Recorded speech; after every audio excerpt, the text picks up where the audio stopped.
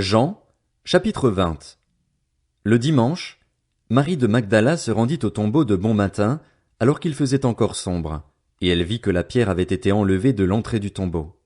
Elle courut trouver Simon-Pierre et l'autre disciple que Jésus aimait et leur dit, « Ils ont enlevé le Seigneur du tombeau et nous ne savons pas où ils l'ont mis. » Pierre et l'autre disciple sortirent donc et allèrent au tombeau. Ils couraient tous les deux ensemble, mais l'autre disciple courut plus vite que Pierre et arriva le premier au tombeau. Il se pencha et vit les bandelettes posées par terre, cependant il n'entra pas. Simon-Pierre, qui le suivait, arriva et entra dans le tombeau. Il vit les bandelettes posées par terre. Le linge qu'on avait mis sur la tête de Jésus n'était pas avec les bandes, mais enroulé dans un endroit à part. Alors l'autre disciple, qui était arrivé le premier au tombeau, entra aussi, il vit et il crut. En effet, il n'avait pas encore compris que, d'après l'Écriture, Jésus devait ressusciter. Ensuite les disciples repartirent chez eux. Cependant, Marie se tenait dehors près du tombeau et pleurait. Tout en pleurant, elle se pencha pour regarder dans le tombeau, et elle vit 2 anges habillés de blanc assis à la place où avait été couché le corps de Jésus, l'un à la tête et l'autre aux pieds. Ils lui dirent, « Femme, pourquoi pleures-tu » Elle leur répondit, « Parce qu'ils ont enlevé mon Seigneur et je ne sais pas où ils l'ont mis. » En disant cela, elle se retourna et vit Jésus debout, mais elle ne savait pas que c'était lui. Jésus lui dit, « Femme, pourquoi pleures-tu?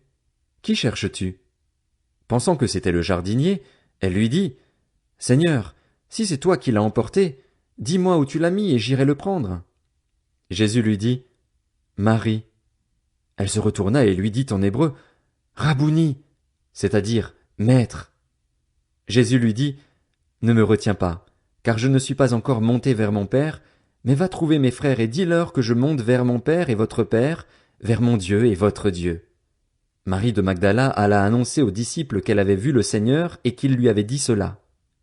Le soir de ce même dimanche, les portes de la maison où les disciples se trouvaient rassemblés étaient fermées, car ils avaient peur des chefs juifs. Jésus vint alors se présenter au milieu d'eux et leur dit, « Que la paix soit avec vous. » Après avoir dit cela, il leur montra ses mains et son côté. Les disciples furent remplis de joie en voyant le Seigneur. Jésus leur dit de nouveau, « Que la paix soit avec vous. Tout comme le Père m'a envoyé, moi aussi je vous envoie. » Après ces paroles, il souffla sur eux et leur dit, « Recevez le Saint-Esprit. Ceux à qui vous pardonnerez les péchés, ils leur seront pardonnés. Ceux à qui vous les retiendrez, ils leur seront retenus. » Thomas, appelé Didyme, l'un des 12, n'était pas avec eux lorsque Jésus vint. Les autres disciples lui dirent donc, « Nous avons vu le Seigneur. » Mais il leur dit, « Si je ne vois pas dans ses mains la marque des clous, si je n'y mets pas mon doigt et si je ne mets pas ma main dans son côté, je ne croirai pas. » 8 jours après, les disciples de Jésus étaient de nouveau dans la maison et Thomas se trouvait avec eux. Jésus vint alors que les portes étaient fermées, se tint au milieu d'eux et dit, « Que la paix soit avec vous. » Puis il dit à Thomas, « Avance ton doigt ici et regarde mes mains. Avance aussi ta main et mets-la dans mon côté. Ne sois pas incrédule, mais crois. » Thomas lui répondit, « Mon Seigneur et mon Dieu. » Jésus lui dit, « Parce que tu m'as vu, tu as cru. Heureux ceux qui n'ont pas vu et qui ont cru. » Jésus a accompli encore, en présence de ses disciples, beaucoup d'autres signes qui ne sont pas décrits dans ce livre.